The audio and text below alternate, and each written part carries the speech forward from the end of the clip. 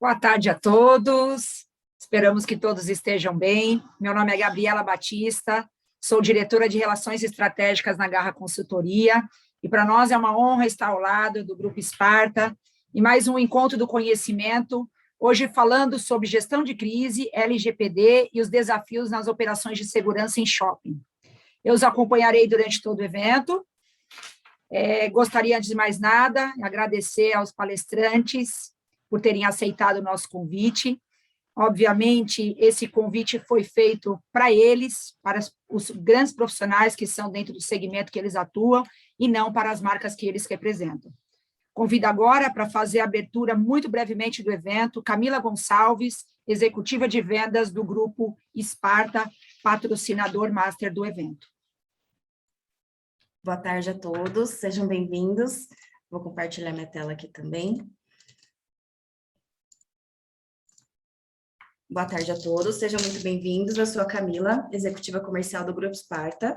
Eu agradeço em nome de toda a diretoria do Grupo Sparta a presença de todos e principalmente dos nossos convidados por aceitarem estar aqui. Moderador Newton, os palestrantes Felipe Conde e André Faustino, muito obrigada. Acreditamos muito no quanto é importante trocar experiências e fortalecer relacionamentos, por isso é muito importante eventos como esse. Esperamos fazer muitos outros no futuro. E falando muito brevemente do Grupo Sparta, nós atuamos no segmento há 7 anos, nós desenvolvemos soluções customizadas para cada cliente, considerando e respeitando os mais diversificados segmentos de atuação de cada cliente. Temos hoje em torno de 3 mil funcionários na nossa carteira e atuamos com diversos segmentos de serviços, como vocês podem ver aí, né? A gente tem todo tipo de gestão integrada de tecnologia, segurança patrimonial, operações especiais, bombeiro civil, portaria, recepção, limpeza, manutenção, jardinagem, seja o que for em terceirização, nós estamos prontos para atendê-los. Estamos à disposição de vocês, esperamos que gostem do evento e que estejam nos próximos também todos juntos, tá bom? Eu vou passar a bola de novo para a Gabi. Muito obrigada a todos e tenham um ótimo evento. Falando um pouco da dinâmica do evento, serão 2 palestras, mas os palestrantes e os mediadores são da área de segurança em shopping center, então nós vamos fazer um bate-bola aqui entre eles, cada um terá 40 minutos para poder falar. O chat vai permanecer aberto durante todo o evento, fiquem à vontade para mandar perguntas, e a gente pede, por gentileza, para que quem for fazer pergunta, coloque a palavra pergunta em letra maiúscula, para que a nossa equipe fique mais fácil a localização, e depois o mediador possa fazê-las aos nossos palestrantes. Nesse momento, eu gostaria de passar a palavra para o nosso mediador de hoje, o Newton Almeida Júnior, gerente corporativo de segurança da ANCAR. Ele é gestor de projetos pela FGV, gestor de segurança pública pela Unesa, muitos certificados, CES, CIGR e CPSI, com 40 anos de experiência em segurança privada, 20 anos em segurança no varejo de shopping center, consultor, diretor executivo na Sospes Brasil Consultoria. Seja bem-vindo ao nosso encontro do conhecimento. Newton, a palavra é sua. Obrigado, Gabriela. Muito obrigado pelo convite. Obrigado também a Camila, a Sparta, pelas palavras. Sempre está muito bom estar com vocês e a gente poder falar um pouco de segurança. Hoje a gente vai estar aqui com 2 colegas de mercado, o André Faustino, que para mim é só Faustino, né, Faustino? Ficou só Faustino, e o Felipe Conde, também um colega de muitos anos da área de shopping center. Eu acredito que hoje é um bom dia para a gente falar desses 2 temas, tanto de LGPD quanto de gestão de crise, por tudo que a gente passou na pandemia. Eu acho que vai ser um bom momento da gente, nesse encontro do conhecimento, a gente buscar agregar essas informações para a nossa carreira, para o nosso momento, que ainda não é uma retomada maravilhosa, mas que com certeza será importante.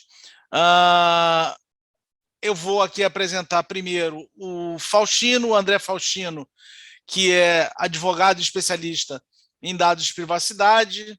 Ele é doutorando em Direito pela FADISP, mestre em Direito na Sociedade da Informação, especialista em Direito Imobiliário, especialista em Direito Civil, em Direito Digital. Ele também tem uma extensão em Compliance, em Lei Anticorrupção, tem uma extensão em Compliance também pela AASP. O Faustino ele tem um currículo bem extenso. Extensão em Direito Digital, é bacharel em Direito pela FMU, tem uma extensão em Law and Economics of Media Platforms pela Universidade de Chicago, é professor da Faculdade de Direito da FMU e tem, isso é importante também frisar, que ele é autor do livro Fake News, que é uma literatura interessante para a nossa carreira e para o mundo de hoje, tá certo? Então, Faustino, seja bem-vindo, muito obrigado. Temos também agora o Felipe Conde, o Felipe, que é gerente corporativo de segurança do grupo Aliança Sonai.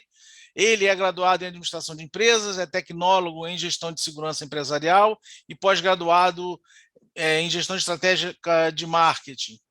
Tem mais de 20 anos voltados para a área de gestão empresarial e atua em empresas nacionais e multinacionais. Gerencia projetos estratégicos referentes à segurança de informação, gerenciamento de crise, CFTV, controle de acesso, investigação, que para a gente hoje tem sido quanto mais o nosso trabalho, prevenção e combate a incêndio e segurança pessoal de executivos, né?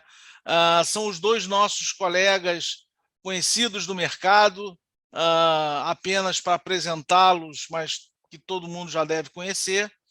Então, Faustino, eu passo a você a palavra para a gente falar um pouco sobre as noções sobre LGPD e principalmente o que a gente, os problemas que nós podemos ter com a LGPD em shopping center. Eu antes estava brincando com ele, pessoal, só para vocês entenderem, eu tenho um monte de dúvida com relação à LGPD, né? Eu falei, Faustino, eu acho que eu vou fazer só um evento, só eu e você, que é para eu te dar um monte de pergunta. Mas, Faustino, seja bem-vindo, obrigado por ter aceito o convite e vamos lá conhecer um pouquinho sobre LGPD.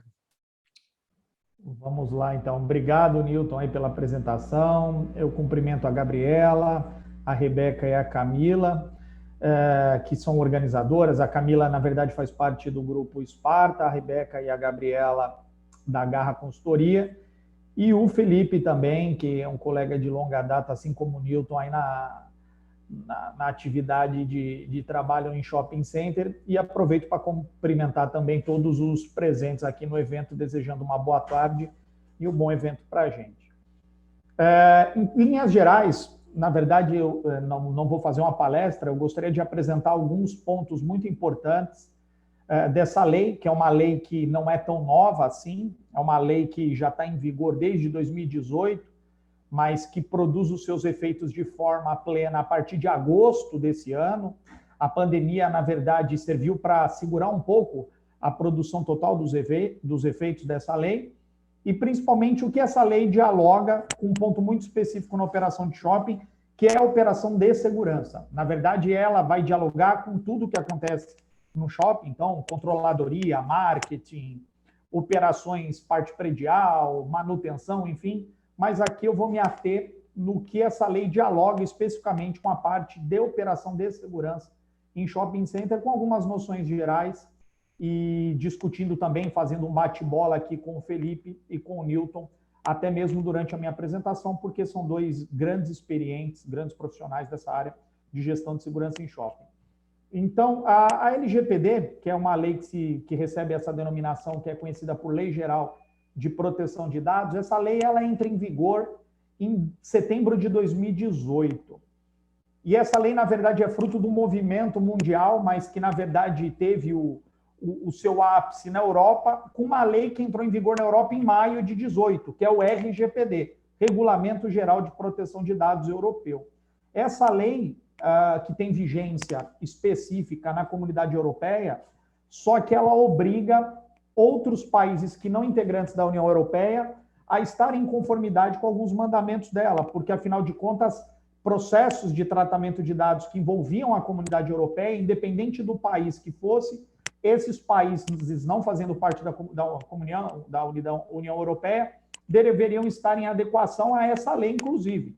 Dentre eles, Estados Unidos, China e assim por diante.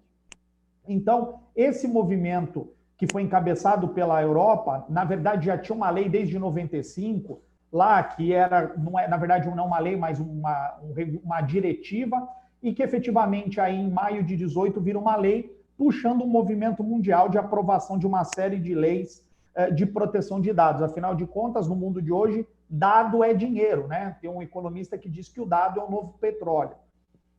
Por ser um novo petróleo e por ser traduzido em valor econômico, ele puxou a atenção, desafiou a atenção de um mercado a ser regulado para evitar abusos, principalmente relacionados a um direito que está em toda a Constituição do mundo, que é o direito da privacidade. Então, quando a gente fala de dados, a gente está falando de privacidade. E a extensão do que fazem com os nossos dados. Então, um exemplo de shopping. Eu vou num shopping e passo mal num shopping. E aí, eu sou atendido por uma equipe de bombeiros, por exemplo. Eu tenho um mal súbito ali, tenho uma queda de pressão, vem uma equipe de bombeiros e me atende, e aí o bombeiro fala, olha, seu André, eu vou aferir a temperatura, a pressão do senhor. E ele afere minha temperatura, vê que está 12/8, e me pergunta, o senhor comeu, não comeu, tem alguma alergia? De melhor forma, vamos te conduzir para o ambulatório. E aí o shopping que possui um ambulatório, vou lá, e lá tem um atendimento hospitalar que eu vou ter uma ficha que vão preencher. Na regra, isso era feito de forma normal na operação e morria aí. E esses dados eram compartilhados livremente. Eu, que fazia o processo de tratamento desses dados como shopping center, poderia pegar esses dados e tratar ele livremente, compartilhar ele com quem eu bem entendesse, com todas as empresas, por exemplo, da Hold, que cuidasse dessa rede de shopping, com outros colaboradores, com outras áreas, com quem eu bem entendesse. Eu podia, inclusive, ganhar dinheiro com esses dados, de pegar e fazer um banco desses dados e comercializar isso, por exemplo, para ter um mailing, uma lista de contatos, verificar pacientes que, por exemplo, são atendidos no shopping e que são acometidos de pressão alta, para que um determinado médico especialista nisso entrasse em contato. Então, vejam a extensão do que um tratamento de dados era feito e é feito até hoje. Só que com esse protagonismo de uma proteção de dados, que é um movimento mundial e que inicia desde a década de 70, mas tem o ápice aí com a entrada em vigor desse regulamento na Europa, nós temos um movimento de projetos, de leis entrando em vigor. Costumo dizer que é tão sério que até a China hoje discute um projeto de lei de proteção de dados. Então, se a China protege, é porque o negócio é sério. E o Brasil não ficou para trás. Assim que entrou em vigor o RGPD, nós colocamos em vigor a nossa LGPD, Lei Geral de Proteção de Dados. O RGPD produz efeitos em maio de 18, nossa LGPD entra em vigor em setembro de 18, sendo que o RGPD, na verdade, ele entra em vigor em 2016 e fica um prazo ali até as empresas se adequarem. Fato é que em agosto desse ano, nós tivemos a aplicação plena da LGPD com a possibilidade de aplicação de multa por parte de um órgão que foi criado com base na LGPD, que é um órgão que se chama Autoridade Nacional de Proteção de Dados. Falando aqui, traduzindo, essa NPD, Autoridade Nacional, é como se fosse um PROCON, só que um PROCON mais robusto, um PROCON nacional, e que pode aplicar sanções, e que agora, inclusive, editou um regulamento de como esse procedimento de aplicação de sanções vai chegar, e que essas sanções podem chegar até 50 milhões, a depender do tamanho da empresa. Vou citar 2 casos muito rápidos aqui. Metrô Linha Amarela em São Paulo implantou um sistema de reconhecimento facial de clientes nas plataformas, de usuários nas plataformas, mesmo antes da vigência plena da LGPD. Esse projeto foi suspenso, o Ministério Público do Estado de São Paulo entrou com uma ação e proibiu essa utilização desse tipo de tecnologia e aplicou uma multa. Segundo caso, empresa Hering, que vende roupas, enfim, implantou um sistema de reconhecimento facial de clientes dentro da loja, num shopping específico, inclusive uma loja de shopping, foi autuada pelo Ministério Público e se discutiu, inclusive, uma indenização num valor de 52 milhões a título de multa. Isso foi, inclusive, antes da vigência plena da LGPD, mas já uma discussão com base na LGPD. Então, só para se ter uma noção da extensão do que é essa lei e do porquê da importância dela. E agora, falando da onde essa lei abrange, o que é esse tal desse negócio de proteção de dados, como que isso funciona? A LGPD ela vai falar que ela vai proteger um negócio muito importante, que é o quê? O dado pessoal. Então, tudo que for dado pessoal, essa lei vai ter abrangência, mas quando esse dado pessoal for relacionado a uma pessoa natural, então, pessoa física, o indivíduo em si considerado. Traduzindo num português claro e de forma muito simplória, um CPF. Então, se existe um indivíduo, pessoa física, pessoa natural, esses dados pessoais dele estão protegidos com base na Lei Geral de Proteção de Dados. Se for uma pessoa jurídica, portanto, um CNPJ, esses dados da pessoa jurídica não estariam protegidos pela LGPD. Então, nós temos aqui o âmbito de abrangência dessa lei. De forma muito simplória, e aí isso deve acender uma bandeirinha pelo menos amarela nas operações, ou ao planejar, ou ao discutir uma operação de segurança específica, hoje é obrigatório colocar esse fator como um fator de análise, que é justamente nesse processo nós tratamos dados pessoais, então dados pessoais para a lei, em linhas muito gerais, são os dados relacionados de uma pessoa natural. Ou seja, via de regra, num shopping center, nossos clientes, nossos colaboradores, nossos parceiros de negócio, que são pessoas naturais e assim por diante. Então, todos esses processos que envolvem o tratamento de dados pessoais estão sujeitos à aplicação da LGPD. Por óbvio que aí tem um desenvolvimento de doutrina, de discussão judicial, de livros, que vai ter até uma expansão desse conceito de direito de pessoa natural. Mas aqui eu não vou me alongar nisso, porque aí nós ficaremos aqui 3 semanas falando só sobre isso. Então, em linhas gerais, dado pessoal é aquele dado de uma pessoa natural. Ainda em relação aos dados pessoais, a lei ela vai categorizar alguns tipos de dados. E tem 3 tipos grandes de dados, que a depender do tipo de dado, para nós, no planejamento da operação de segurança, na execução da atividade de segurança em shopping center, eles devem ser observados. Que é o conceito de dado pessoal. Então, dado pessoal é o dado geral, CPF, RG, telefone, endereço, placa de veículo, endereço de IP, geolocalização, tudo isso é dado pessoal. Tem uma segunda categoria de dado, que é um dado pessoal sensível. Esse dado pessoal, como o nome já diz, sensível, é um dado pessoal qualificado, que é um dado que vai guardar relação com a exposição ou com a possibilidade de discriminação ou de algum dano, algum ferimento à privacidade e à constituição de um conceito que a lei chama de autodeterminação informacional, que é relacionado a questões muito intrínsecas. Por exemplo, dado de saúde, dado genético, convicção religiosa, questões de cunho, filiação política, sindical ou questões de compreensão filosófica. Então, por exemplo, um atendimento no ambulatório, eu aferindo a temperatura da pessoa e constando lá a temperatura e ela relacionada a uma pessoa. Então, André Faustino, temperatura 37,5, significa que esse 37,5 é um dado pessoal sensível. E uma terceira categoria de dado, que é o dado de criança ou adolescente. Então, esses 3 grandes dados, o dado pessoal sensível e o dado pessoal de criança ou adolescente, são as 3 grandes categorias, sendo que o dado pessoal sensível e o dado pessoal de criança ou adolescente são dados que tem que ter um pouco mais de cautela no tratamento. Então, um exemplo, um menor de 16 anos vai se cadastrar no Wi-Fi do shopping, então vai ter que ter uma cautela maior na coleta dos dados desse menor, por exemplo, para ele poder se cadastrar no Wi-Fi. Em São Paulo é obrigatório, tem uma lei que exige alguns documentos. Então, ao pedir esse dado pessoal, geral, mas quando é de uma criança e adolescente, vai exigir uma cautela maior, que a lei fala que tem que ter o consentimento de um dos pais ou responsáveis. Então, esses são os 3 grandes dados, E uma coisa importante é que a LGPD, logo no primeiro artigo, quando ela fala que são dados pessoais de pessoa natural identificada, então eu sei quem é, eu sei que é o Felipe, eu sei que é o Newton, eu sei que é o Faustino, ou pessoa identificável. Eu posso não saber ainda que é o Felipe, mas eu consigo, através do dado, chegar no Felipe. Exemplo, placa do veículo. Exemplo, o IP do computador.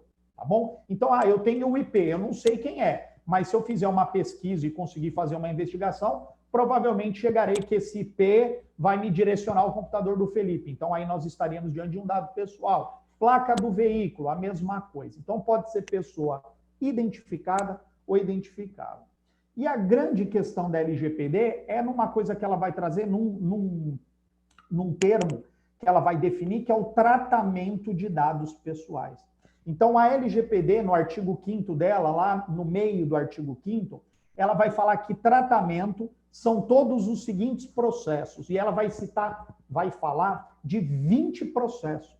Então, quando a lei fala tratamento, dentro de tratamento, nós podemos ter 20 tipos de processos que são considerados como tratamento. Exemplo, coleta. Então, lá no ambulatório, me dê teu nome completo, por favor, para eu pôr na planilha. Isso é tratamento de dados pessoais na modalidade coleta. Eu pego esse dado pessoal que eu coletei e armazeno. Armazenar é um outro processo de tratamento. Eu pego esse dado pessoal que eu coletei e armazenei e envio para outras pessoas. Então, compartilho. Compartilhar é outro processo de tratamento. Outro exemplo, eu categorizo esse dado. Então, esse cliente é melhor porque o ticket que ele gasta aqui é tal. Esse cliente vai ser um cliente VIP. Então, essa categorização ou classificação também vai ser um tipo de tratamento. Então, em relação a tratamento, nós temos até 20 ações. E aí que entra a importância, no planejamento de segurança e de operações, de compreender pelo menos essas três grandes categorias de dado: o dado pessoal, gênero, o dado pessoal sensível e o dado pessoal de criança e adolescente. Porque em qualquer operação, em qualquer processo de segurança que nós tenhamos o tratamento desses dados, obrigatoriamente nós teremos que ter uma série de processos e procedimentos vinculados a esse procedimento de tratamento. E o fechamento, que é a grande questão da LGPD, que é um negócio que vai acontecer no artigo 7º e no artigo 11 da LGPD principalmente, que é o que a gente vai chamar de base legal de tratamento. O que é esse negócio de base legal? É quando a lei autoriza a gente a tratar os dados. Então, não significa que porque tem um dado pessoal sensível, o shopping não pode tratar. Ele pode tratar, sem problema nenhum. Mas vai ter que olhar lá na LGPD, num artigo específico, para ver em qual das categorias dessa base legal que eu posso tratar. Tanto no artigo 7º, que vai falar da base legal de tratamentos de dado pessoal do geral, quanto no artigo 11, que vai falar do tratamento de dados pessoais sensíveis, essas bases legais, tanto no 7 quanto no 11, a primeira base legal é o consentimento. O que é o consentimento? É a manifestação do titular. Então, o dado é meu. Então, num processo que eu passo mal no ambulatório, eu sou o titular. Num processo onde o Felipe é atendido numa alegação de avaria de estacionamento, ele é o titular. E essa base legal, a primeira é o consentimento. Então, via de regra, as pessoas acabam sempre achando que a única possibilidade de tratar dados pessoais é somente quando o titular consente. Então, se ele não consentir, eu não posso tratar o dado, o que é um erro. Porque se nós lermos o artigo 7 e o 11, nós veremos muitas bases legais que não são só o consentimento. Um exemplo em relação ao tratamento do ambulatório: procedimento de saúde ou realizado por profissional de saúde habilitado, eu posso tratar o dado pessoal até sensível, mesmo sem consentimento. Então, por exemplo, num shopping center, onde tem um ambulatório, que tem uma empresa contratada que presta esse serviço, ela pode tratar o dado, aferir a temperatura, preencher a ficha do paciente, mesmo que ele não consinta. Por quê? Porque a lei autoriza esse tratamento de dado pessoal sensível, mesmo sem o consentimento. A grande questão é que vão ter que ter cautelas em relação aos outros processos. Por exemplo, o armazenamento, o compartilhamento e assim por diante. o que vai fazer surgir alguns direitos desse usuário, ou melhor dizendo, desse titular. O titular vai poder questionar o shopping. Eu fui atendido aí há 2 semanas atrás e me levaram para um ambulatório. Eu gostaria de saber o que vocês fazem com o meu dado pessoal. Para onde foi o dado pessoal? Por quanto tempo vocês armazenam? O que vocês fazem com ele? E aí a gente tem que estar preparado para responder isso. E aí vai fazer surgir uma outra figura que a LGPD traz para a gente, que é a figura do encarregado de proteção de dados pessoais, glamuralizado nas americanizações e tratado como DPO, Data Protection Officer, ou oficial de proteção de dados, como a tradução literal lá do RGPD. Esse DPO, esse encarregado, que é trazido lá na lei, no artigo 41, ele vai ser o responsável justamente por ser essa interface entre a organização, controlador e operador, e o titular de dados e a NPD. Então, via de regra, o canal de comunicação do titular com o shopping vai ser via DPO. Então, via de regra, ele vai fazer um pedido via saque, ou canal de atendimento, ouvidoria, e via de regra isso vai ser direcionado para esse encarregado, e esse encarregado que vai se incumbir de providenciar a resposta e manter a conformidade em relação a isso. Vale dizer que esse encarregado é obrigação de ter, não dá para fugir. Todo mundo tem que ter. Hoje se discute, a próprio artigo 41 lá no parágrafo 3º, ele faculta em relação a uma empresa de menor porte ou devido à natureza do tratamento dos dados, ser dispensado. Hoje se discute já na NPD a não necessidade da existência do encarregado e até de algumas questões da LGPD em relação ao que a gente chama de agentes de tratamento de pequeno porte, o que não se inclui o shopping. O shopping, por natureza, é um agente de tratamento de grande porte, então fica obrigado a possuir esse encarregado de proteção de dados. Então, aqui nós temos o fechamento, ou uma compreensão muito geral, do que seria essa LGPD e o que ela pode interferir nas operações de segurança. Eu costumo dizer que, quando eu iniciei na atividade de segurança há alguns bons anos atrás, nós tínhamos uma máxima: quanto mais dado, melhor. Então, por exemplo, um cliente abordava alguém, um supervisor atendia uma ocorrência, o saque fazia um atendimento, e aí qual era a regra? Pega até o número do sapato do cara. Ah, qual é teu nome? E teu RG, o nome da tua mãe, do teu pai, tipo sanguíneo, tua religião, onde você mora, número do celular, o e-mail, está feliz, não está, cor do cabelo, cor da roupa, a gente pegava tudo. Hoje, com a LGPD, na verdade, esse pressuposto, ele acaba. Justamente porque, na verdade, tem um princípio lá no artigo 2º da LGPD, que é o princípio da necessidade, na verdade, no artigo 6º, que é o princípio da necessidade, que os dados que só podem ser tratados são aqueles estritamente necessários. O que não for necessário não pode ser tratado, sob pena de ser penalizado ou responsabilizado. Então, exemplo, vou contratar um vigilante. E aí eu pego uma ficha registro de empregado desse vigilante, a famosa FRE. E lá eu, por exigência, sou um gestor, por exemplo, e eu falo, ó, vocês vão pegar tudo, eu quero saber o nome da mãe, o nome do pai, eu quero saber tudo. E aí nós vamos devolver para o princípio da necessidade. O nome do pai e da mãe é necessário para que ele preste o trabalho? Se a resposta for não, então esse nome do pai e da mãe não deve constar na ficha de registro de empregado. Um outro exemplo, tipo sanguíneo. Tipo sanguíneo é dado pessoal sensível. Tipo sanguíneo faz sentido estar na ficha? Sim, porque é uma atividade de risco. Ele pode ser ferido, o vigilante. Ele pode sofrer ser vítima de um roubo, ou tomar um tiro, ou ser agredido e precisar, por exemplo, de sangue ou algo nesse sentido. Então, se justifica, nesse caso, tratar o dado pessoal. Então, tem que sempre fazer agora, com a entrada em vigor da LGPD, essa ponderação entre o que é necessário e o que não é necessário em relação ao tratamento dos dados. Isso intramuros, na nossa relação com os nossos colaboradores e na nossa relação com os clientes. Então, operação de segurança, atendimento de ocorrência, uma alegação de furto, por exemplo. Numa alegação de furto, a gente deve se preocupar em buscar os dados que guardem relação com aquela questão da alegação. Então, nome completo, o telefone e o e-mail. E extingue aí a necessidade. A gente, por regra, pegava endereço, enfim. Então, esse princípio da necessidade ele é muito importante e vai dialogar com uma regra de transparência e de boa-fé no tratamento desse dado. O que representa na prática para a gente uma própria mudança de pensamento e numa forma de planejar a própria atividade de segurança. Nós temos no artigo 7 lá um coringa da base de tratamento que a gente chama de legítimo interesse. Então, todo mundo joga lá no legítimo interesse, vai jogando, que é uma beleza. Só que aí depois a própria LGPD vai falar desse legítimo interesse, que tem que tomar muito cuidado nas operações de tratamentos de dados pessoais baseados no legítimo interesse, porque o que está arquivado em relação ao legítimo interesse tem que tomar muito cuidado, porque vai ter que ter uma cautela maior de adequação e um plano em relação a isso.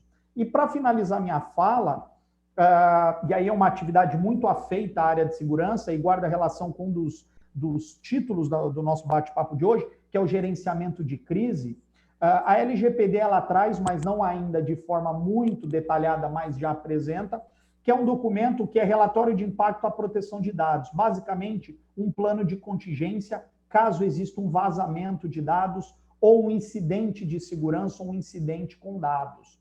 Ou seja, os gestores de segurança, aqueles que planejam, que fazem os seus planos de segurança, seus planos de gestão de crise, seus planos de continuidade de negócio, agora devem colocar um tópico no seu plano que vai guardar relação com uma gestão de crise, no caso de um incidente de segurança que envolva dados pessoais, e a questão da resposta, como isso vai ser comunicado, caso isso aconteça, como isso vai ser regulado, e isso constar nos seus planos, porque isso é obrigatório. A LGPD trata isso de forma muito incipiente, e a NPD deve regular isso melhor, mas nós já temos um direcionamento, porque lá na Europa isso já está bem claro como funciona, e certamente isso vai ser um fator que deverá ser agregado nesses planos, nesse planejamento de segurança. Então, hoje é impossível pensar em segurança, uma operação de segurança dissociada dessa realidade que a LGPD traz para a gente, porque dialoga com a gente e ela interfere, ou pelo menos ela se insere numa questão, num ponto muito nevrálgico, muito traumático, que é justamente dados. Se a gente basear a operação de segurança, principalmente a consecução de uma operação na parte preventiva de inteligência, o primeiro pressuposto é dado. Então, ela acaba interferindo e desafiando a gente em relação a isso. E aí, para finalizar, não é só coisa ruim, a boa coisa é que a LGPD traz uma oportunidade gigantesca de trabalho e de melhoria e assim por diante, porque os profissionais que atuam com a LGPD não precisam necessariamente ser advogados, então não tem lugar nenhum falando que tem que ser advogado para cuidar de LGPD, esse é o primeiro ponto. Segundo ponto, hoje existem certificações muito interessantes, onde qualquer profissional pode certificar, e essa certificação, ela possibilita o exercício de atividades direcionadas específicas à LGPD. Eu vou falar 3 certificadoras, a IAPP, que é a International Association of Private Professionals, essa é a maior de todas. Nós temos a ESIM, que também é muito boa, e tem uma certificadora nacional de um instituto aí do Bruno Bioni, que é um menino que faz parte até do Conselho Nacional de Proteção de Dados, que se chama Data Privacy, que também certifica. Então, essas certificações hoje são muito legais, são oportunidades e são momentos onde o profissional de segurança, basta a gente ver que tem uma ISO que dialoga com a LGPD, que é a 27.000, que é a de segurança da informação, pode expandir o seu conhecimento e pode agregar valor ao seu currículo e à consecução do seu trabalho. Então, em linhas gerais, essa é uma visão geral do que é LGPD e de pontos muito importantes. E aqui eu encerro a minha fala também para não me delongar e passar a palavra para o Newton e também para o Felipe, caso queira contribuir. Eu agradeço a todos. Muito obrigado. Faustino, obrigado por todos esses esclarecimentos. E eu, ouvindo você falar, eu levanto algumas dúvidas, até mesmo do mercado de shopping center, que acredito que seja dúvidas de muitas pessoas. Uma delas é a captura de imagem, né? O reconhecimento facial. Você poderia falar um pouquinho sobre esse nosso receio do reconhecimento facial? E para eu não perder aqui o embalo, sobre a coleta de dados de lojistas, por exemplo. Eu preciso cadastrar lojistas, às vezes tirar uma foto para fazer um crachá, etc. Você poderia me falar sobre esses dois assuntos? Legal, Newton, boa pergunta. Essa pergunta é recorrente.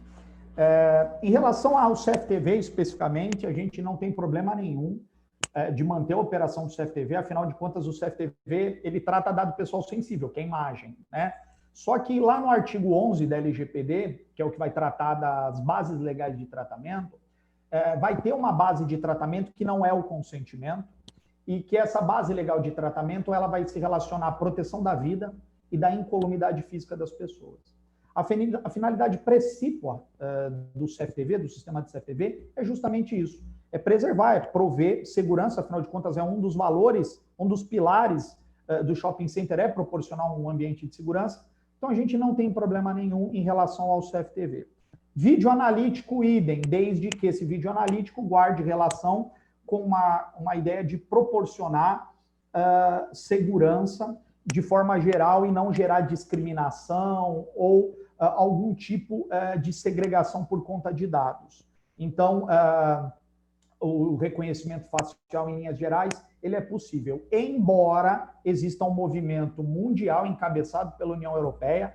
Hoje se discute, na verdade, há 3 semanas atrás se discutiu isso, a respeito da possibilidade de abolir, extinguir a possibilidade de usar tecnologia de reconhecimento facial para finalidades de segregação de pessoas na União Europeia. É uma discussão muito atual e que em algum momento isso deve vir para a gente aqui, e aí eu já tenho um parecer claro em relação a isso. Se lá isso ficar bem definido, certamente nós seguiremos o voto do relator, nós vamos junto com os europeus. Se lá não ficar definido, a gente vai poder usar, por enquanto a gente pode usar, mas principalmente o reconhecimento facial para fins de segurança, eu sempre recomendo que seja usado em operações ou aplicações muito específicas e com muita cautela na operacionalização disso e na forma de manuseio desses dados tratados com base nesse tipo de tecnologia. Hoje não existe nenhum empecilho, mas eu só colocaria essa bandeira vermelha de uma cautela muito maior na hora de planejar algo que use reconhecimento facial. E em relação a coleta, tratamento de dados de lojista, os shoppings que usam, por exemplo, biometria para entrar, biometria digital, ou usam foto em crachá, a questão é muito simples. Deve existir um processo de tratamento, de coleta, e nesse processo de coleta, que é quando o lojista vai se cadastrar, a gente tem que informar para ele qual a finalidade daquilo. Estou coletando a tua biometria para poder você entrar no shopping fora do horário de funcionamento, que é um critério de segurança, inclusive para preservar o teu patrimônio e a tua vida, que está sob o meu cuidado. Segundo, ter bem definido o prazo de armazenamento, quem são os responsáveis por ter acesso a isso e o prazo de descarte. Então, o lojista deixou de ser lojista. Por quanto tempo esse dado fica armazenado nesse banco de dados? 1 dia, 2 dias, 1 mês, 6 meses, 5 anos, 4 anos? E isso deve guardar uma ideia de razoabilidade. E eu sempre sugiro que o prazo da razoabilidade são os prazos de responsabilidade legal. Fica a dica o artigo 206 do Código Civil. Lá no artigo 206 nós temos um monte de prazo lá, aqueles prazos são os melhores, tá bom? Com a única exceção, se esse tratamento for lá no ambulatório, que nós temos uma lei específica que é no mínimo 20 anos. Então, todo dado pessoal de saúde, o sensível, via de regra, quando a gente trata, o prazo mínimo de armazenamento são 20 anos, quer seja no PPRA, PCMSO, atendimento no ambulatório, atestado de saúde ocupacional e assim por diante. Mas tanto a biometria digital, enfim, não tem problema desde que a gente deixe muito claro o que a gente faz no momento da coleta, como a gente armazena e qual a finalidade desse armazenamento, deixando claro que ele pode questionar ou ter acesso a esse processo que a gente faz. Então, não teria problema nenhum. E aí, para finalizar, uma dica em relação ao CFTV. Quem usa o CFTV, óbvio que a maioria acho que todos os empreendimentos têm, uma placa em locais estratégicos com um complemento. A maioria dos lugares tem as imagens são confidenciais e protegidas nos teores, ou no teor, ou nos limites da lei. E aí eu colocaria uma frase no final falando estamos adequados ou estamos em conformidade com os mandamentos contidos na Lei Geral de Proteção de Dados e, em dúvida, entre em contato e aí você tem o canal do DPO do shopping. Porque aí você demonstra de boa fé que você está adequado e, em linhas gerais, provavelmente você não vai ter problema. Tá? Então, eu entendi que a gente pode e a gente deve se adequar na hora de fazer o cadastro do lojista, seja de forma eletrônica, seja de forma manual, de maneira que a gente mostre a ele que ele ou ele assine eletronicamente ou que ele tome a ciência, como o caso do cookie, que a gente aceita lá, se for eletronicamente, ou ainda que ele assine lá uma ficha, né, que nessa ficha que ele preenche para se cadastrar tenha todas os esclarecimentos. Isso é muito importante.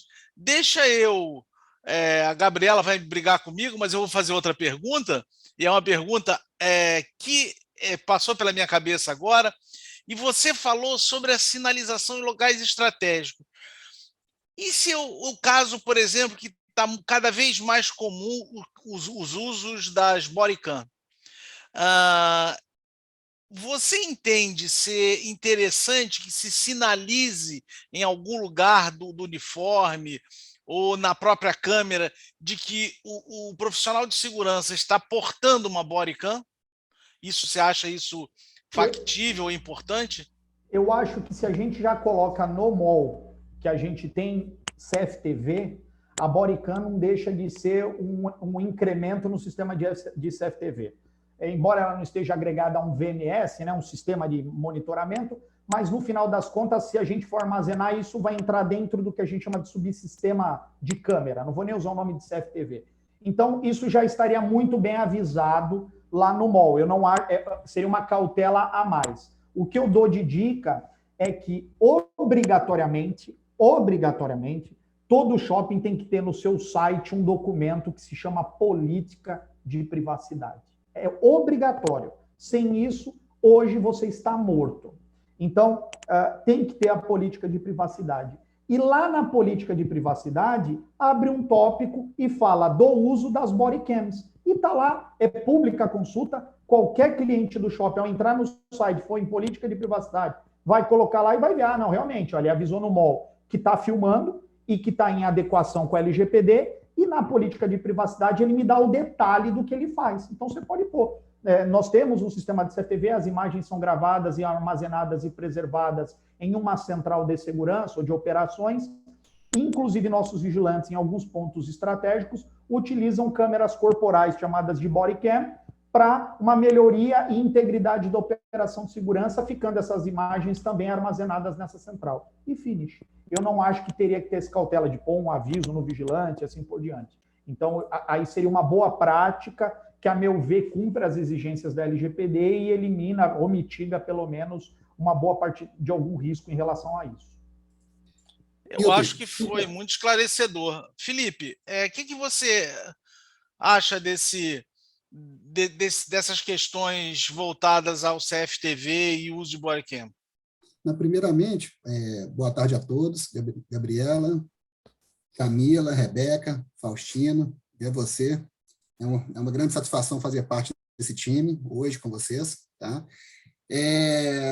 Eu primeiramente, só queria tirar uma dúvida com o Faustino antes, Nilton, que a gente acaba na operação do dia a dia, nós que temos vários empreendimentos espalhados pelo Brasil e nas próprias capitais, existe aquela troca do WhatsApp, né, das ocorrências, digamos assim. Então, nós temos inúmeras ocorrências circulando, né, em grupos da mesma companhia ou de companhias diferentes, né? Como que a gente pode tratar esse assunto? Isso é permitido, não é permitido? Existe uma tratativa para isso? O que você entende disso, Faustino? Essa pergunta é filé mignon. Essa é muito boa. Você ia falar mais alguma coisa, Felipe? Não, após aí eu entro para responder a pergunta do Milton nesse sentido. Tá bom. Em relação a isso, a pergunta é muito boa. Um dos processos de tratamento de dados é justamente o compartilhamento. E se nós pensarmos que cada shopping, embora faça parte de um grupo, né, de uma holding, quando assim existe, cada shopping é um organismo específico. Portanto, cada shopping é um controlador. E controlador é uma figura que vai responder. Então, a resposta é muito simples. Se nessa informação existir dados pessoais, por exemplo, foi pego aqui essa semana esses 2 meliantes que foram detidos por furto qualificado de roupa na loja tal. Segue a foto deles. Foto é dado pessoal sensível. Se é foto, não pode ser compartilhado. Porque a gente, provavelmente, na política de privacidade, está falando que não faz compartilhamento desses dados. Então, eu não recomendo que exista esse compartilhamento via WhatsApp, porque a extensão disso só Deus sabe. Imagina que um caso real, tá? Isso aconteceu. Foto do meliante, vai parar no WhatsApp e vai rodando. Cai no WhatsApp, vai para o grupo da avó, o grupo das tias de domingo, grupo dos moradores do condomínio e vai indo. Chega uma hora que a foto desse cara para lá no BAT da Record. E aí o BAT divulga, olha, esse cara foi preso por furto. E aí, no fim das contas, teve um equívoco, ele não foi furtado, e aí vai se apurar e verificar quem deu origem, pode ter sido um shopping, e ele responsabilizar. Então, se a comunicação ela é oficial, e aí no teu caso, por exemplo, você é um gestor corporativo, o Newton também, e essa informação ela é de caráter geral e de importância, eu sugiro ter um repositório da holding. Então, por exemplo, um Drive, um Google Drive, um box específico, e ele vira o repositório oficial, aí você pode compartilhar, porque o acesso é restrito. Se alguém pegar isso e vazar, ele vai responder. Mas a holding, o shopping, a companhia, ela mantém a integridade da informação. Então, não é que não pode compartilhar, é que esse compartilhamento tem que ser, a partir de agora, com uma maior cautela, se tiver dado. Agora, se for geral, tivemos um furto aqui, prestem atenção. Isso pode. Não, furtamos aqui. Quem foi preso foi o André Faustino. Aí não pode. Aí tira o André Faustino e só fala que foi alguém preso. E se você quiser mais detalhe, aí sim, coloca no repositório corporativo, valida, põe um termo de confidencialidade para todos que têm acesso e lá deixando bem clara a responsabilidade de que, caso alguém vaze isso, pode responder sobre... Lembrando que tem um artigo até do Código Penal, que é o artigo 154, que é o vazamento de segredo profissional, pode ser penalizado criminalmente e civilmente e na esfera trabalhista, tá? Eu não recomendo essa coisa muito louca de WhatsApp, porque a gente perde o controle da informação, tá? Não, perfeito, obrigado. E, Nilton, assim, a gente está tratando de forma muito séria dentro da companhia a questão da LGPD, né? Nós temos aí colaboradores focados para esse assunto, para esse tema, e como o Faustino falou, deu a entender que tudo é permitido, sendo que bem tratado, né? Dentro de um bom senso do tratamento específico, e é o que a gente está fazendo na companhia. A questão da bodycam a gente tem utilizado, temos ampliado os nossos FTVs, temos trabalhado com o sistema de identificação facial também, mas todos já dentro desse projeto, do processo correto da LGPD, né? Tanto a parte de equipamentos, quanto de pessoas, quanto de fornecedores também.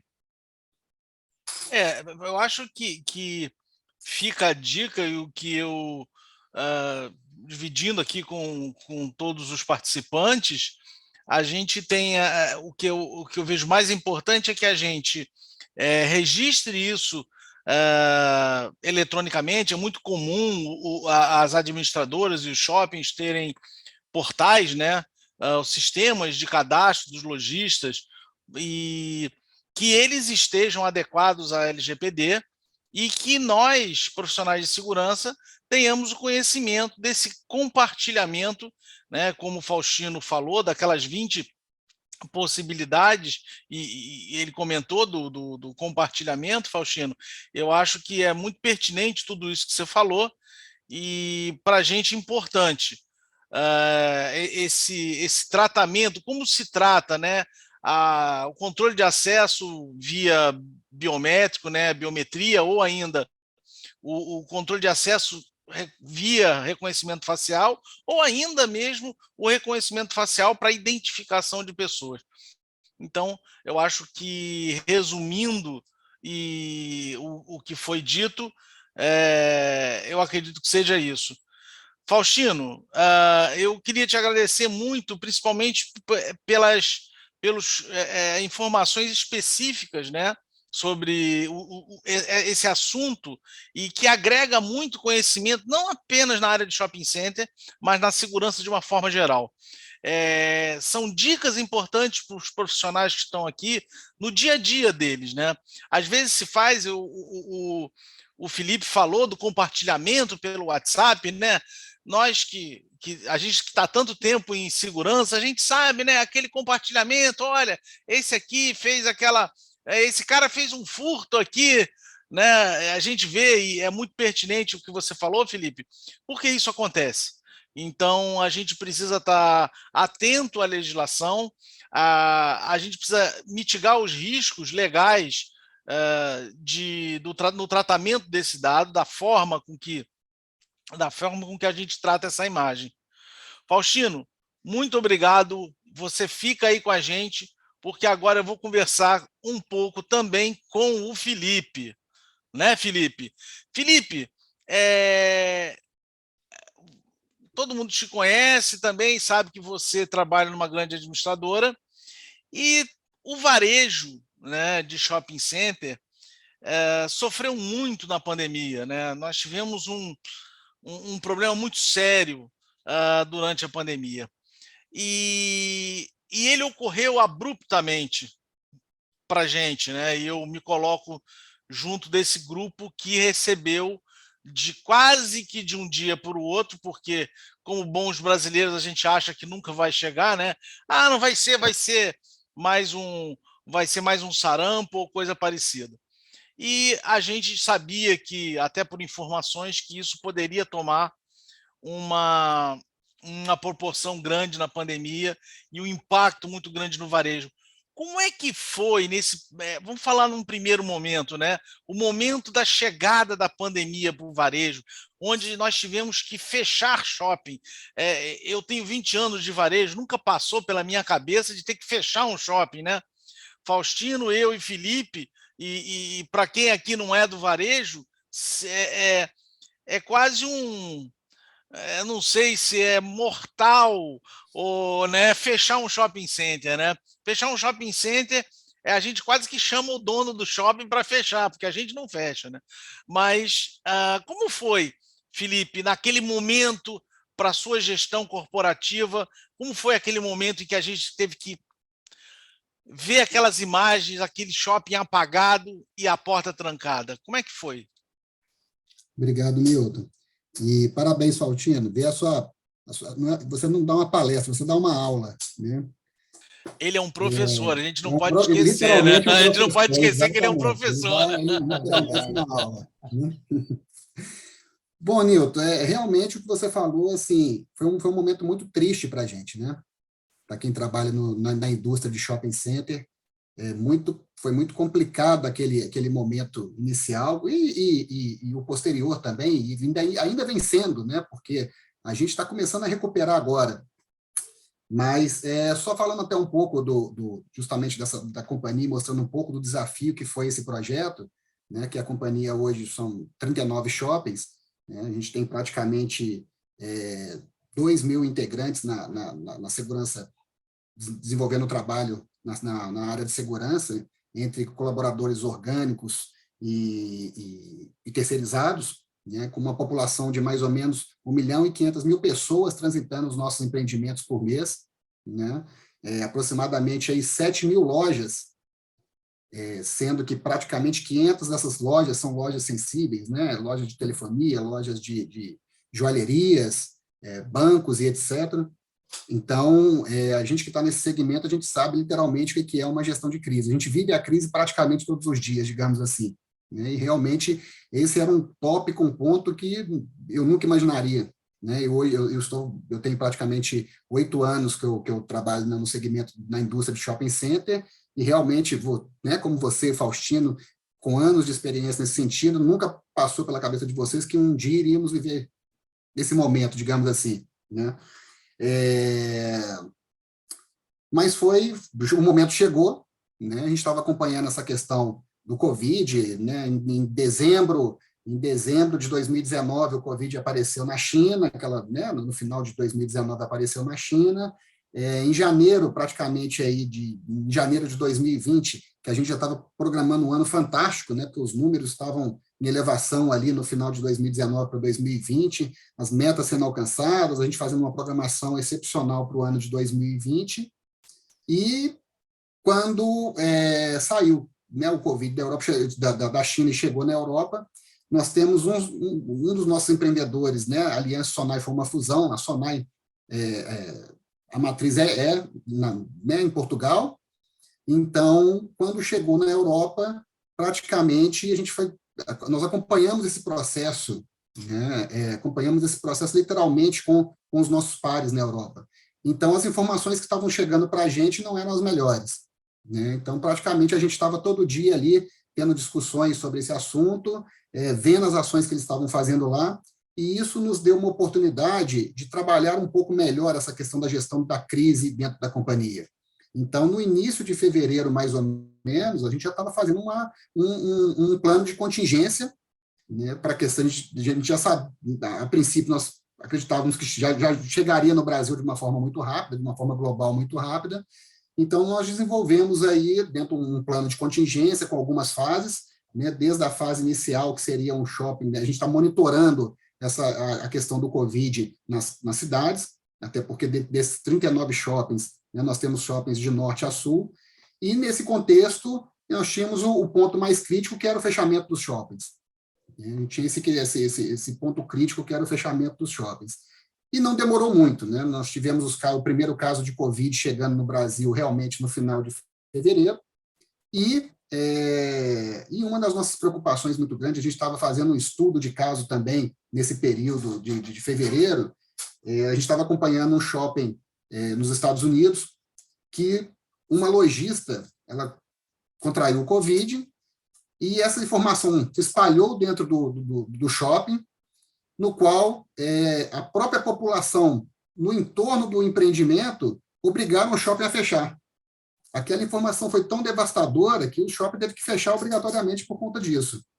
E essa era uma das nossas maiores preocupações, porque chegando o Covid no Brasil, iria se espalhar muito rápido da forma que foi, e foi dito e feito, né? Chegou no final de fevereiro, na verdade, no começo de março, o número de Covid já estava aumentando um pouco aqui, principalmente no Rio, que foi, né, tiveram algumas pessoas que voltaram da Itália, trazendo vírus para cá, nesse quesito, e chegou essa informação que a gente tinha um lojista que tinha contraído o Covid.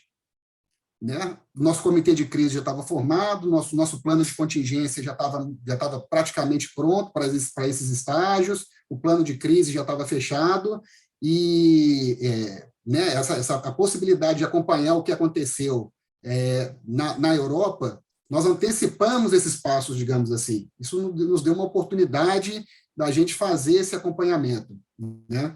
Então, nesse quesito, nós fizemos toda uma tratativa, né, com o lojista, fizemos o trabalho de desinfecção, começamos a monitorar as redes sociais, fizemos todo esse trabalho, só que nesse meio tempo os decretos começaram a sair também. Esses decretos começaram a sair de forma meio desorganizados ainda, referente até onde o shopping poderia ir, em questão de permanência de abertura, fechamento, período, praça de alimentação, lojista, aquela questão toda, até que em março chegou um decreto que obrigou todos os shoppings a fecharem. Então, no mês de março, entre meados de março até o final de março, nós tivemos praticamente aí as 40 operações, 39 shoppings fechados, que foi aí foi uma questão global. Aí nós temos esse entendimento que foi uma questão global, mas que realmente é um momento muito complexo que a gente acabou vivendo, e triste, né? Eu tinha um lojista, por exemplo, que ele sacou o fundo de garantia dele, montou a loja e com uma semana teve que fechar a loja.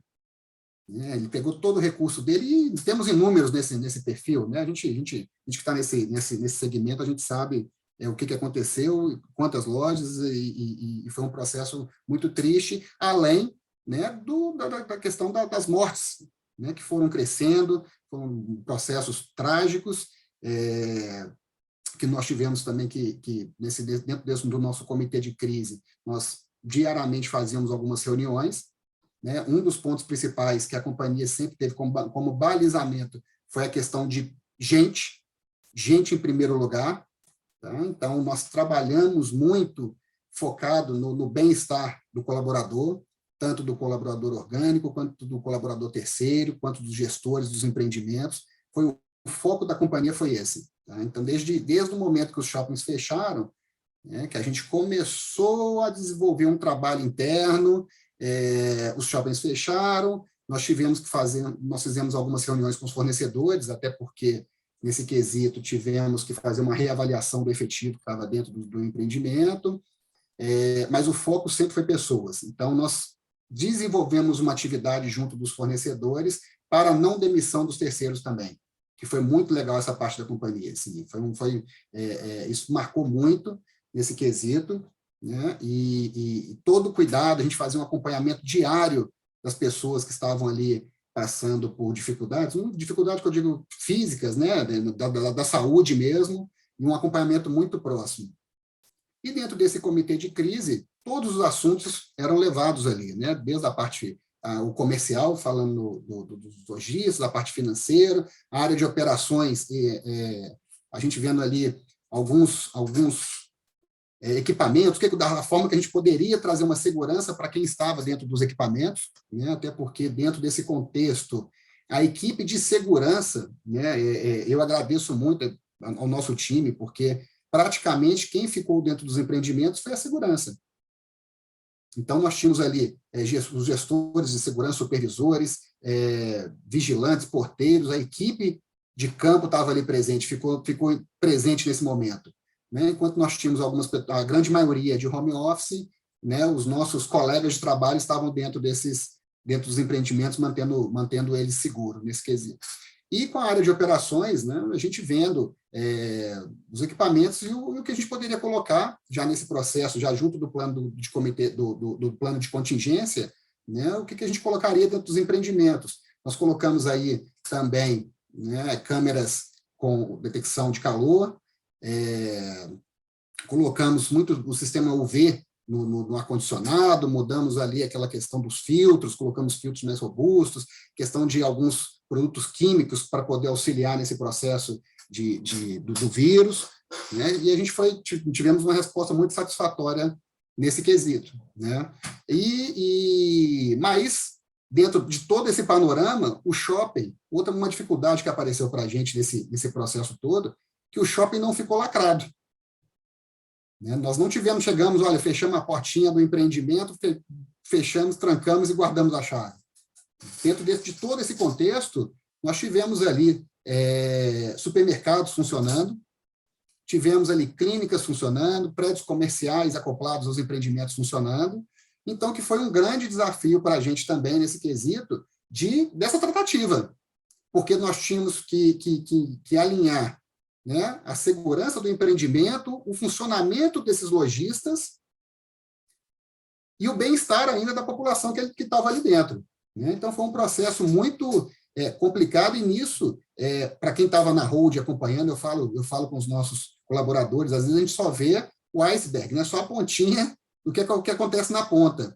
Mas a gente tinha um trabalho muito pesado junto dentro dessa linha do comitê de crise, porque são 39 empreendimentos, são praticamente 3 estados, cada um com um decreto municipal, dando diretrizes diferenciadas, informando ali horário de funcionamento, o que poderia funcionar, o que não poderia, quantitativo de pessoas, e a gente tendo que fazer toda essa gestão local também com os empreendimentos, para que cada um seguisse os protocolos da maneira mais adequada, digamos assim, né? Você falou assim do iceberg, né? E eu acho que eu nunca trabalhei tanto, né?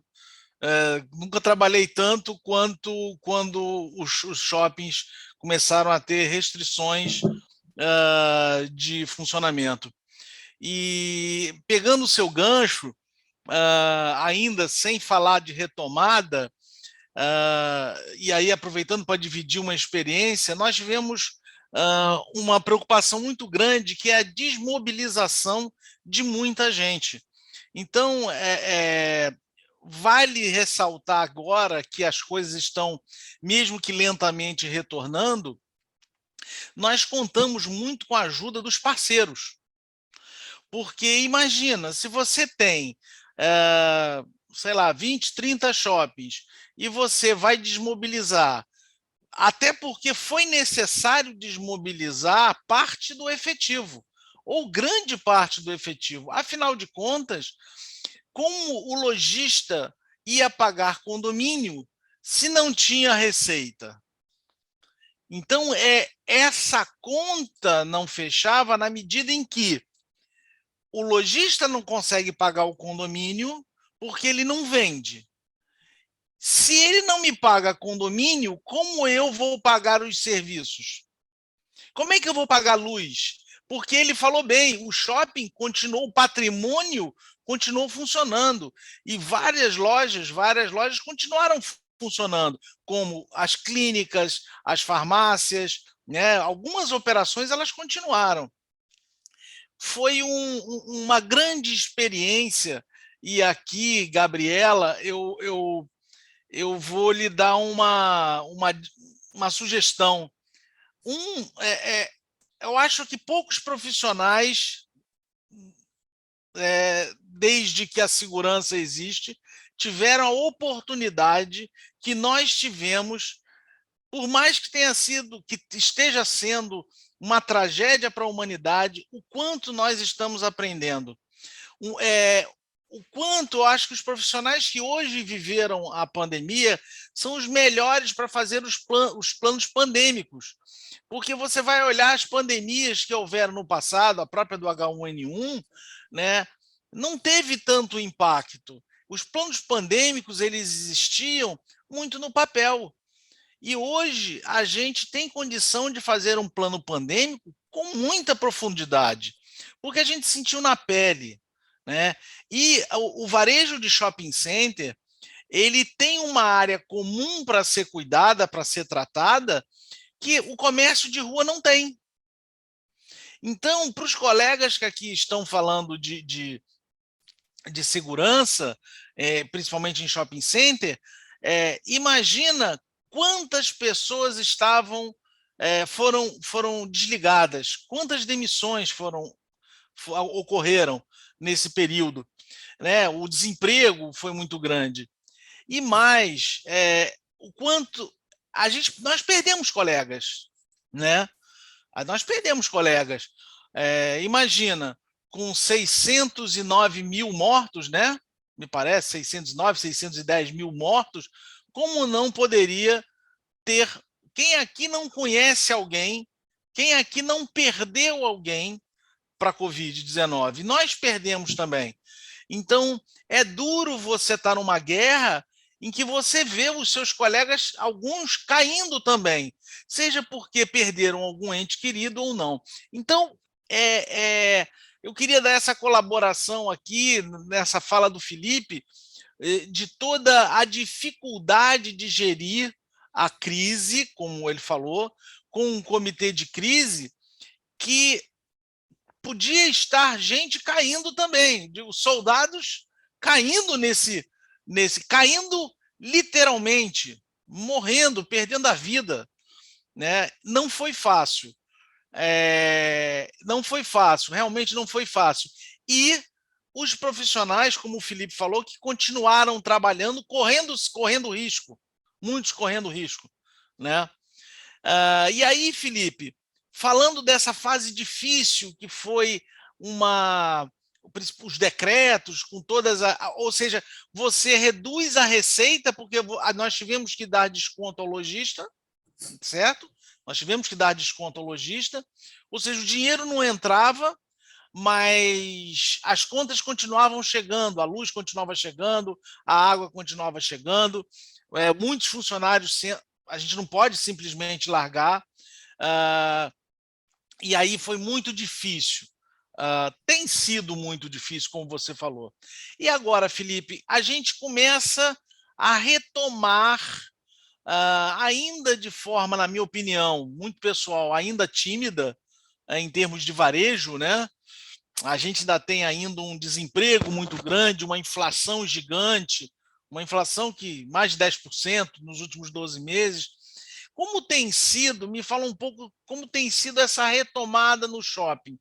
O que tem sido de dificuldade, o que você está vendo, e como você está tratando essa retomada? Um Natal, né, que quem sabe está todo mundo aí batendo palma para o Natal, que de repente esse Natal vai ser a nossa redenção. Mas como é que você está vendo esse momento agora de retomada? Nilton, né, assim, só a fala foi perfeita. Eu bato palma para a minha equipe, né? Hoje eu bato palma para a minha equipe. Puxando o seu gancho, foi uma fase que, assim, muito trágica, triste, mas como experiência profissional,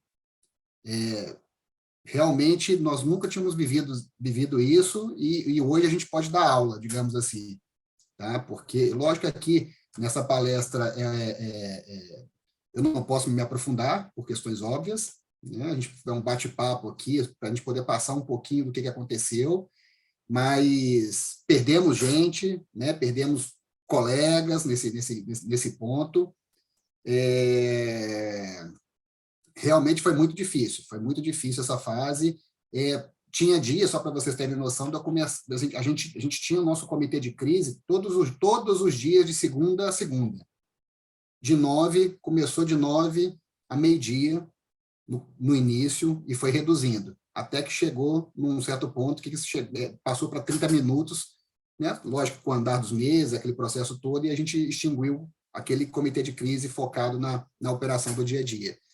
E falando da questão do trabalho em si, tinha dia da gente começar, né, até para desenvolver esses protocolos, né, porque era protocolo para limpeza, protocolo para segurança, protocolo para brigada, protocolo de abertura, protocolo de fechamento, protocolo de funcionamento intermediário.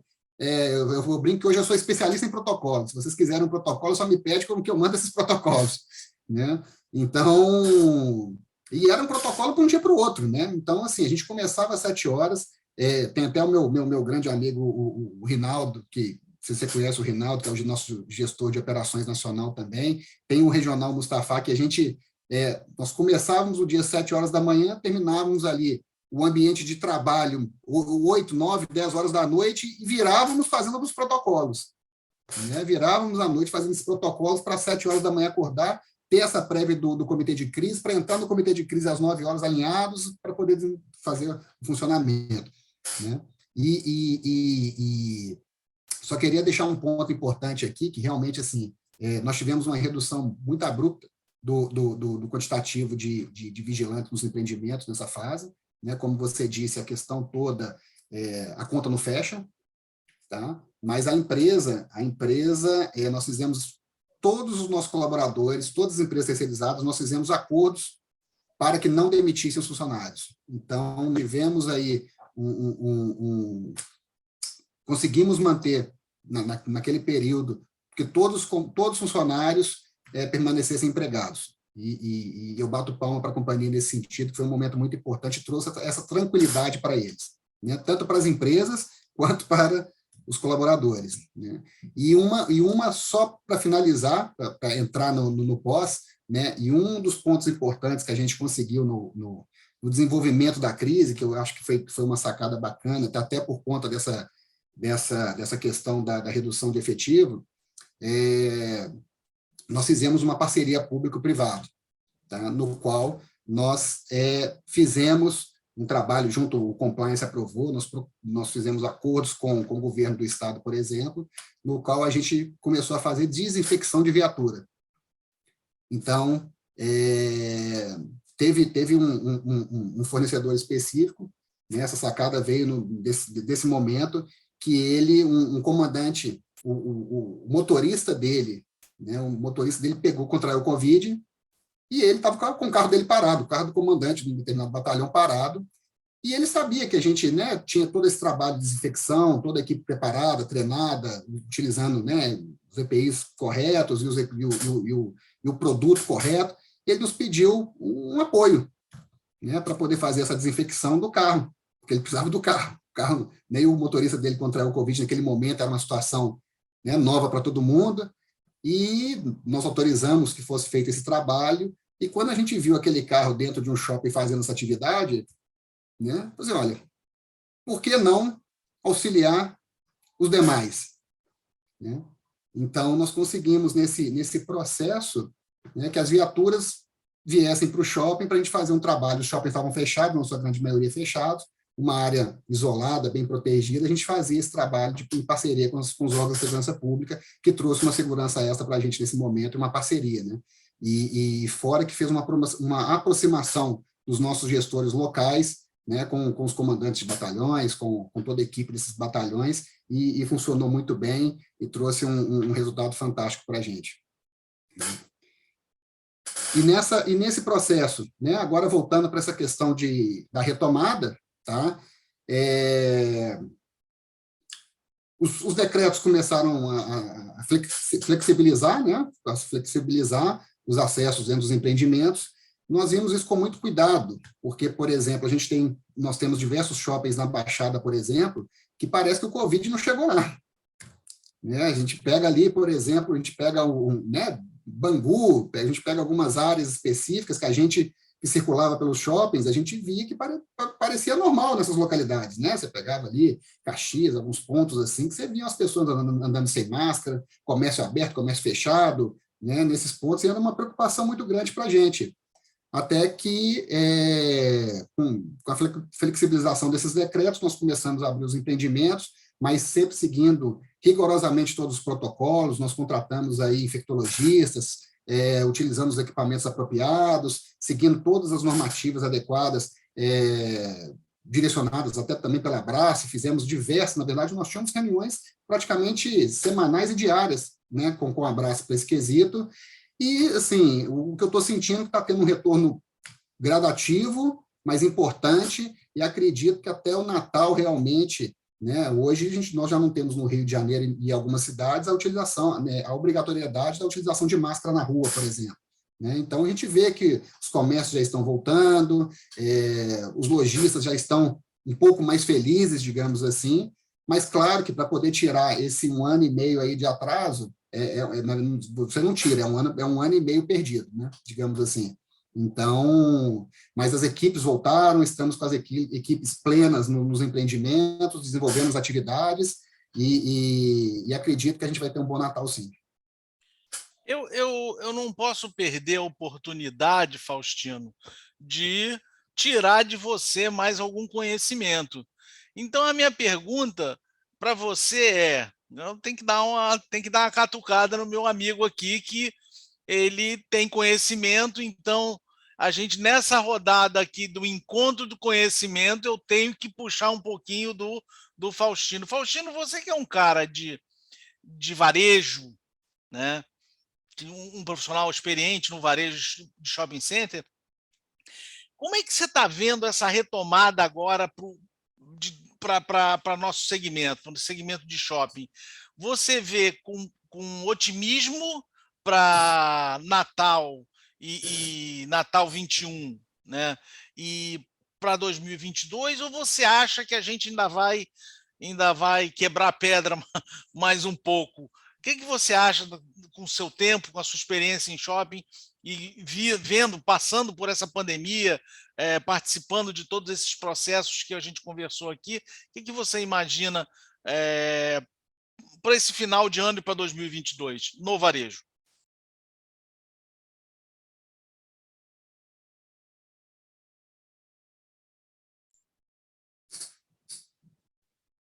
Esse Faustino caiu.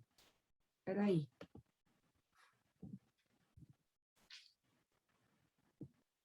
Ele não está ouvindo. Ele tinha caído, agora ele vai conseguir habilitar. Você está ouvindo, Faustino, agora? É que eu tinha caído e quando eu voltei sem estar habilitado o áudio. O áudio. Mas você me ouviu? Ouvi, claro. Ouvi tudo. Como eu não tinha habilitado o áudio, eu não sabia que estava desabilitado, mas ouvi tudo. A apresentação do Felipe e as suas falas.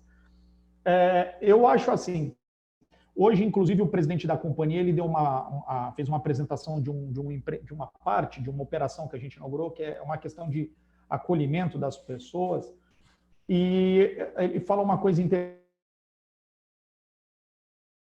e isso me ressaltou aos olhos. O ser humano, na essência, Aliás, o que constitui a gente como ser humano e traz a gente até aqui é a necessidade de viver em coletividade. A gente se constitui enquanto ser humano para viver em coletividade. E o shopping center, antes de um centro de compra, de um templo do consumo, como se dizia há 20 anos atrás, hoje, na verdade, o shopping center é um local de reunião. Na verdade, a praça pública, ela vira o shopping center de certa forma, tanto que a gente proporciona experiências. Hoje a gente se preocupa muito com isso no mercado, principalmente o mercado de shopping. Então, a pandemia represou por 1 ano e meio, como bem falou o Felipe, a meu ver, essa necessidade humana de encontro humano, antes de qualquer outro tipo de necessidade, o consumo e assim por diante. E a gente tem observado nessa retomada que o público tem vindo ao shopping com características muito diferentes, principalmente de necessidade de consumo de momentos de reunião, de encontro de pessoas, e tem gradativamente voltado um fluxo considerável de pessoas, e aí sim refletindo numa postura de consumo, mas um consumo um pouco diferente.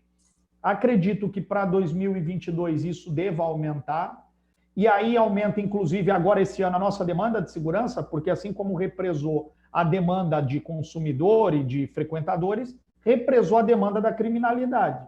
Então, a gente também tem visto um aumento, e aí não só em shopping, mas nos resultados das secretarias de segurança pública, o resultado de segurança aumentando. Por exemplo, no estado de São Paulo, a gente teve um aumento considerável de latrocínio, né? Um crime que estava basicamente contido aumentou. O número de furtos, porque da mesma forma que, como o Felipe disse e o Newton disse, que os shoppings reduziram efetivos, e aí por motivos óbvios, né? Você reduz a arrecadação, tem que reduzir também a prestação de serviço, afinal de contas é um condomínio, as lojas também adotaram a mesma postura. Então, não é só o shopping, isso é um efeito cascata. Então, a gente teve um aumento de algumas ocorrências, isso em âmbito nacional. Mas, a meu ver, 2021 tem melhorado, eu tenho acompanhado os relatórios de venda, tem melhorado, o fluxo de pessoas tem aumentado. Eu tenho visto que uma característica de lojas que tem iniciado a operação, porque a pandemia também fez surgir novas lojas, são lojas relacionadas à experiência. Então, você vê restaurantes, lojas com experiência online, mesclando o ambiente online e offline, uma questão de maior interação do cliente com a marca, inclusive, uma ressignificação de marcas, e que também força a gente a ressignificar até a própria ideia de segurança. Meu ver, 2022 deve ser melhor, porque além de advogado, estudo sociologia, e a sociologia não erra, não falha, principalmente quando pega emprestado da antropologia, como a gente se constitui como ser humano. E a nossa constituição é para a gente viver em sociedade, olhar olho no olho, conviver, sentir o cheiro das pessoas, tocar nas pessoas. E isso é o que constitui a gente, é o que trouxe a gente até aqui. Inclusive, fez a gente sobreviver a essa pandemia. Foi justamente essa necessidade de um viver junto do outro. Então, eu acredito que para 2022, uma palavra que eu odeio e que eu não falo, só falo quando é para falar mal, que é novo normal, 2022, acredito que a gente tenha um retorno da gente para o que a gente sempre foi como ser humano. Acredito que essa ideia de que o home office, é tudo home office, ninguém mais vai se ver, isso vai contra a própria nossa constituição como ser humano. Então, tenho visto isso num dos shoppings nossos que tem um indicativo muito grande, que é o Morumbi, que a gente verifica o fluxo das empresas ao redor, tem aumentado o fluxo de pessoas. Então, acredito que o Natal deva ser bom, porque tem pessoas já cobrando a decoração de Natal e assim por diante. E acredito que em 2022 a gente deve voltar para aquela velocidade de cruzeiro que a gente estava acostumado, como bem falou o Felipe nos prognósticos do início de 2019, né? Todo mundo imaginou que o início de 2019 era o ano da virada, né? O gigante acordou, era alegria pura, e aí a gente teve a pandemia nesse meio do caminho. Eu antes de te fazer uma outra colocação, eu descobri que eu encontrei, Gabriela, uma pessoa que pode conseguir conversar com meu filho, porque meu filho é historiador e sociólogo. Então, talvez, Faustino, você consiga conversar com ele, porque é difícil, entendeu? muito heterogasoso. Então, mas enfim, foi só aqui só para quebrar aqui o protocolo, mas vale aqui depois você conhecer, porque talvez você entenda ele. Eu, às vezes, não entendo. Mas, brincadeiras à parte, com certeza, o shopping center, ele é um centro de entretenimento, como você falou, né? É onde as pessoas elas se encontram para conviver. E a pandemia tirou da gente isso, tirou da população também, tirou essa questão. E a gente falando das consequências, com a pandemia, as questões sociais elas já não eram muito boas, né? As questões sociais no Brasil elas sempre foram muito difíceis, né? E pioraram ainda mais com a pandemia. Hoje a gente tem uma questão de população de rua, uma questão de menores, né? Que cada vez mais frequentam o nosso ambiente, que muitas vezes as pessoas não compreendem essa dificuldade social que é nossa responsabilidade também enquanto shopping center. Então, muitas das vezes, a gente tinha reclamações de que, mas aquele menor está pedindo ali.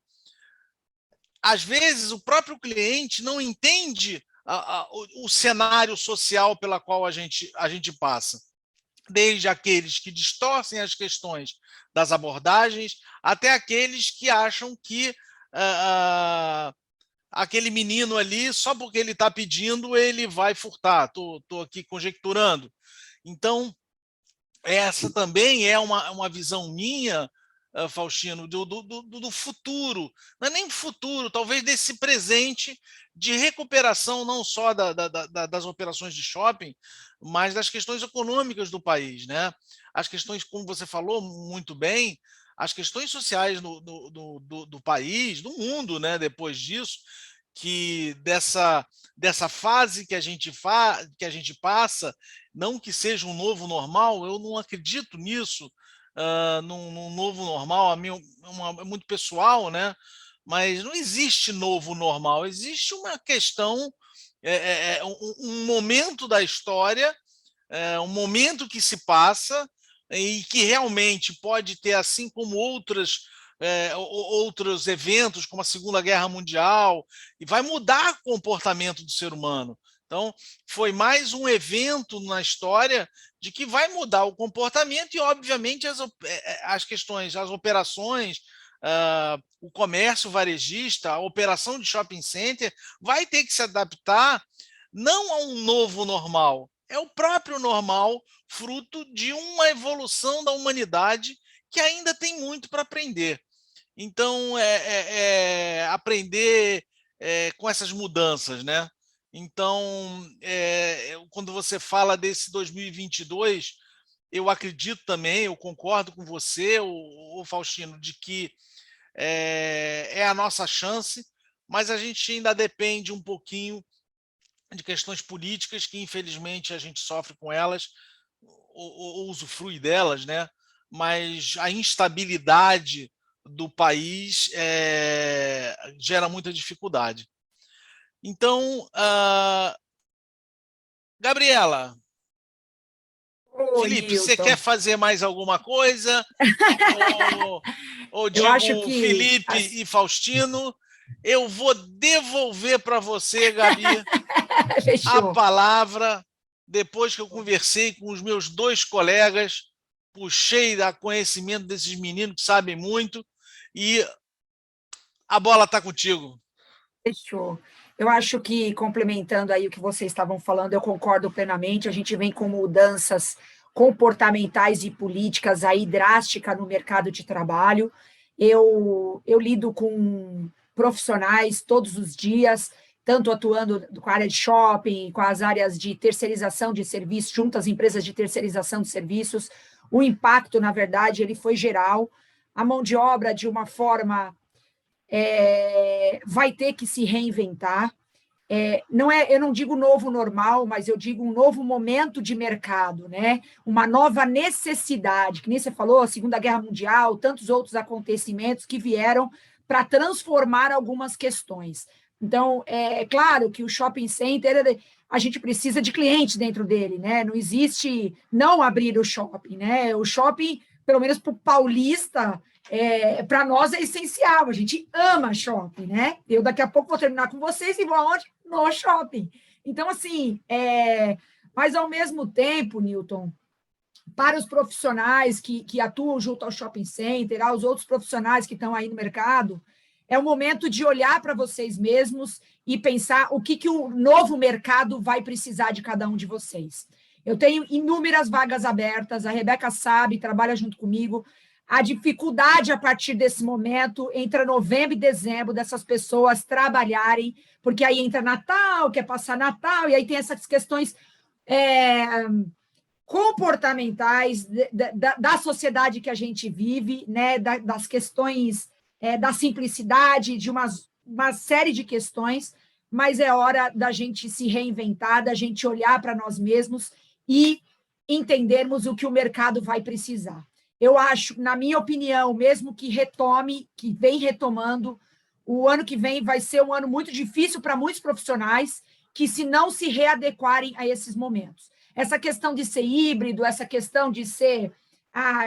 eu tenho muitas vagas remoto, falar assim, o que é certo, eu acho que está todo mundo tentando se encaixar nesse novo mercado, né? Algumas funções eu acho que dá, ao mesmo tempo eu acho que se perde. Por isso que esses movimentos que a gente faz, a Garra Consultoria faz, atrelada aos seus clientes, de reunir profissionais do mesmo segmento, a gente acredita que seja muito importante, não só para o momento de agora, mas para sempre, né? Eu acho que a gente vive nesse vucu-vucu de informações e de momentos dentro das nossas empresas, mas a gente precisa pensar também como profissionais, né? Aonde a gente quer estar. Antigamente a gente pensava, Nilton, daqui 10 anos onde eu quero estar, né? Até antes da pandemia, a gente falava daqui 5 anos onde eu quero estar, né? Hoje, o planejamento dos grandes profissionais não são mais nem para 10, nem para 5, e sim para 3 anos, né? Então, essa mensagem que eu deixo para vocês. E vou pedir para o público, então, abrir as câmeras para que a gente tenha o prazer de tirar uma foto com vocês. E vou começar, então, o encerramento do evento. Primeiro, agradecendo a cada um de vocês. Foi um enorme prazer que vocês aceitaram o meu convite. Felipe, então, não sabe nem de onde surgiu, mas eu contei para ele de onde surgiu. Obrigado pela confiança, por ter participado do papo. Camila, com você, começando pela Esparta, os agradecimentos finais, por favor. Bom, só agradecimentos mesmo. Literalmente foi uma aula, como o Newton falou, né? Foi uma aula tanto do André Faustino quanto do Felipe. E muito conhecimento, muita interação, adorei, muito obrigada. Obrigada, Newton, obrigada, Felipe, obrigada, André. Esperamos que tenham próximas muito em breve, né? Muito obrigada mesmo, obrigada a todos que participaram. Obrigada, Gabi, Garra, obrigada, Rebeca, obrigada a todos. Tino, com você. Vamos lá.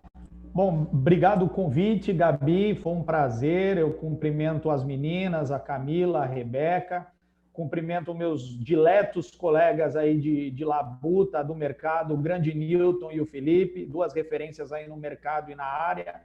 É um prazer poder ladeá-los aqui num evento desse e bater papo. Na verdade, o que a gente fez aqui foi um bate-papo entre amigos, com exposição de conhecimento, e eu acho que esse é o melhor formato, é o mais gostoso, é uma conversa de amigos. E cumprimento todos aqueles que estiveram com a gente aí nessas 2 horas de conversa, que mandaram pergunta e que prestaram atenção e que engrandeceram o evento. Então, um abraço a vocês também, agradeço a presença e agradeço a todos. Um bom resto de evento.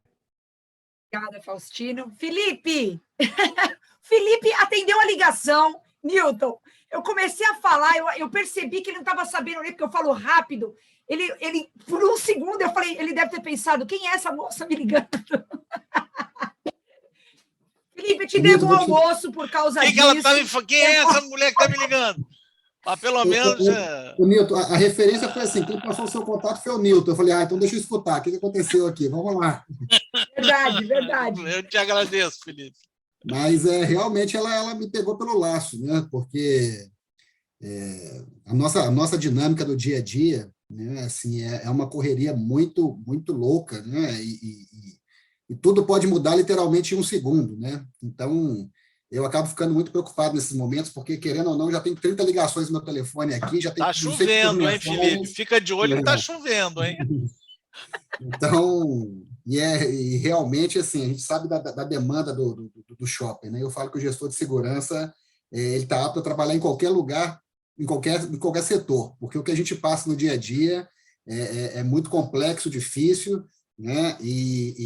Mas deu tudo certo, agradeço pelo convite, obrigado, e realmente é uma satisfação estar do lado do Milton, do Faustino, que são aí gigantes da indústria. É um prazer compartilhar com vocês, com todas vocês, as meninas, todos os nossos participantes aqui do canal, e obrigado novamente.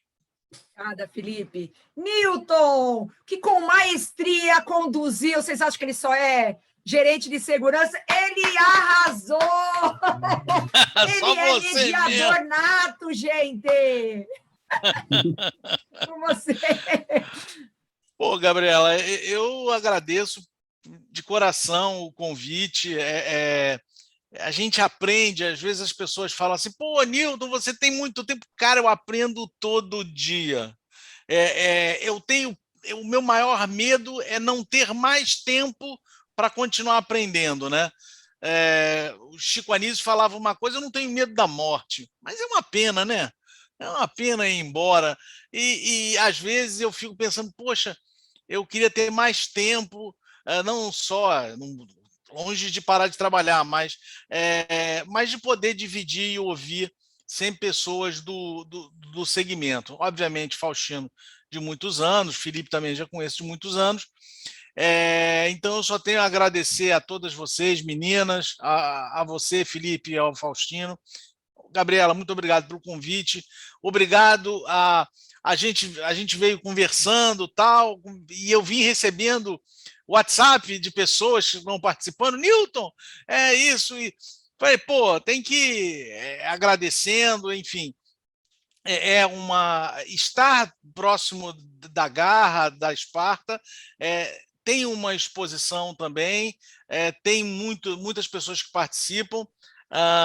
Então, eu queria agradecer a Esparta, queria agradecer a Garra, obviamente, a sua pessoa, Gabriela, pelo convite, e me colocar à disposição a qualquer momento, sempre, obviamente, como você fez com tempo hábil, eu estou à disposição para continuar aprendendo e poder contribuir com o tempo que eu tenho de segurança e de shopping center.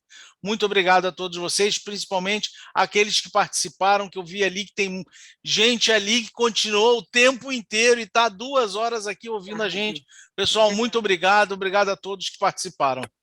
Verdade. Deixa eu colocar aqui na galeria, antes de me despedir. Emerson, quero ver você, Reinaldo, José Carlos, vamos tirar uma foto do lado deles, já que esse evento não é presencial, a gente faz assim, ó, na verdade, estou aqui, ó, do lado do Felipe, na minha câmera, vamos ativar aí para a gente poder tirar uma foto com vocês, e obrigado de todo o coração por terem aceitado o convite, espero retribuir, contem comigo também, no que vocês precisarem, a Esparta, meu muito obrigado, meu grande parceiro, obrigado pela confiança. Vou tirar aqui 2. Ellen, vou tirar 2 para a gente sair bem bonita. Espera aí. Uma foto aqui. Espera aí. Tirar mais aqui. Mais uma página aqui. Pumba.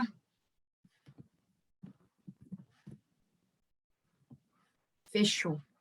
Obrigada mais uma vez. Grande beijo a todos. E boa noite e até a próxima. Boa noite, obrigada. Boa noite, pessoal. Muito obrigado por tudo, hein? Tchau, tchau. Vou cobrar o almoço, Gabriela. Pode cobrar, porque eu vou pagar esse almoço. Camila, nós vamos pagar esse almoço. Em janeiro, viu? A gente já está de mala pronta já. Não, ele está frito, ele já contou para nós que ele está aqui daqui 2 semanas. 2 semanas. Bora. Tchau, pessoal. Valeu. Beijo.